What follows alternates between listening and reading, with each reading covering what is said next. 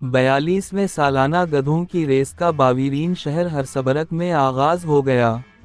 नराली German रिवायत में गधे को आरजी ट्रैक पर दौड़ते हुए दिखाया गया है क्योंकि उनके मालिकान उनके साथ दौड़ लगाते हैं, और कुछ गधे दूसरों के मुकाबले में दौड़ में ज़्यादा दिलचस्पी रखते हैं।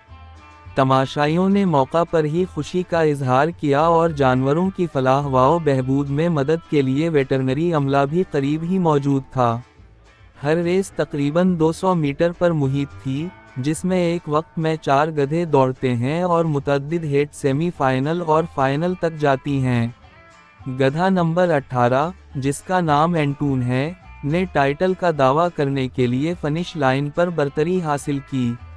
रेस का ख्याल 1980 में उभरा और 30 साल से ज़्यादा पहले हर्सबरग में मुंतकिल होने से पहले एक मुख्तलिफ जगह पर मुनक्किद हुआ। ये है रेडियो जीवे पाकिस्तान डिजिटल।